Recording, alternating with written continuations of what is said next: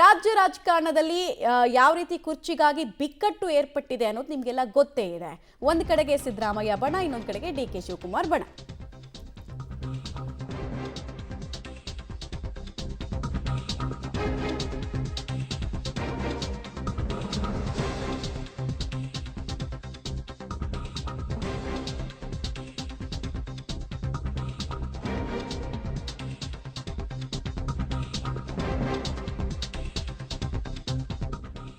ನೋಡಿ, ಮೇಲ್ನೋಟಕ್ಕೆ ಅಲ್ಪ ವಿರಾಮ ಅಂದ್ರೂ ಇಲ್ಲೊಂದು ಚಟುವಟಿಕೆ ಅಂತೂ ನಿರಂತರವಾಗಿ ನಡೀತಾ ಇದೆ.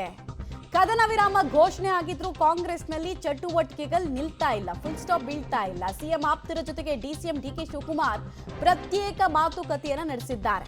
ನಿನ್ನೆ ರಾತ್ರಿ ಸತೀಶ್ ಜಾರಕಿಹೊಳಿ ಅವರನ್ನ ಮೀಟ್ ಮಾಡಿದ್ದಾರೆ. ಇವತ್ತು ಎಂ.ಬಿ. ಪಾಟೀಲ್ ಭೇಟಿಯಾಗಿದ್ದಾರೆ. ಡಿ.ಕೆ. ಶಿವಕುಮಾರ್ ಹೋಗಿ ಬಂದು ಆಯ್ಕೆ ಮಾಡ್ಕೊಳ್ತಾ ಇರೋದು ಯಾರನ್ನ ಕೇಳಿದ್ರೆ ಸಿಎಂ ಸಿದ್ದರಾಮಯ್ಯ ಆಪ್ತರನ್ನ. ಅವರ ಮನಗೆಲ್ಲುವ ಪ್ರಯತ್ನವನ್ನ ಡಿ.ಕೆ. ಶಿವಕುಮಾರ್ ಮಾಡ್ತಾ ಇದ್ದಾರೆ. ಅವರನ್ನು ವಿಶ್ವಾಸಕ್ಕೆ ತೆಗೆದುಕೊಳ್ಳೋ ಪ್ರಯತ್ನವನ್ನು ಮಾಡ್ತಾ ಇದ್ದಾರೆ. ಸತೀಶ್ ಜಾರಕಿಹೊಳಿ ಅವರಿಗೆ ಮಹತ್ವಾಕಾಂಕ್ಷೆ, 3ನೇ ಶಕ್ತಿ ಕೇಂದ್ರವಾಗಿ ನಾನು ಇರಬೇಕು ಅನ್ನೋದು ಅವ್ರದ್ದೊಂದು ರೋಲ್ ಇತ್ತು. ಆಮೇಲೆ ಇಡೀ ಸರ್ಕಾರದಲ್ಲಿ ಅವರೊಂದು ಪೊಟೆನ್ಷಿಯಲ್ ಪ್ಲೇಯರ್, ಕೀ ಪ್ಲೇಯರ್. ಅವರು ಕೂಡ ನಮ್ಮ ಜೊತೆ ಊಟ ಕೂತಿದ್ದ ಜೊತೆಯಲ್ಲಿದ್ರು.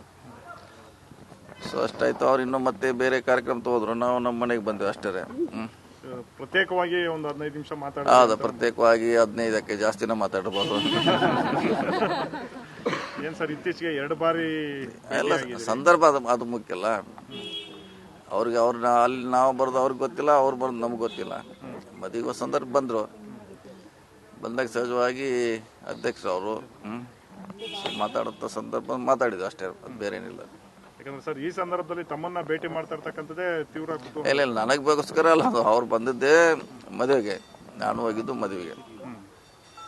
ಸೊ ಸ್ವಾಭಾವಿಕ ಯಾರು ಬಂದರೂ ಕೂಡ ಮಾತಾಡುವಂಥ ಒಂದು ಸಂಪ್ರದಾಯ, ವಾಡಿಕೆ. ಕೆಪಿಸಿಸಿ ಅಧ್ಯಕ್ಷ ಸ್ಥಾನ ತಮಗೆ ಬಿಟ್ಕೊಡ್ತಕ್ಕಂಥ ಒಂದು ವಿಚಾರವಾಗಿ ಕೂಡ ಎಲ್ಲೂ ಚರ್ಚೆ ಆಗಿಲ್ಲ. ಇನ್ನೂ ಅಂಥ ಸಂದರ್ಭ ಕೂಡ ಬಂದಿಲ್ಲ ರೀ.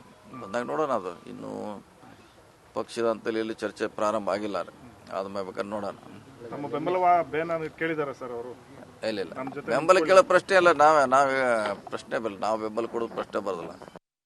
ಅದು ಗೊತ್ತಿಲ್ಲ. ಅದು ಟೆಂಪರನೋ ಪೂರ್ತಿನೋ ನನಗೆ ಗೊತ್ತಿಲ್ಲ.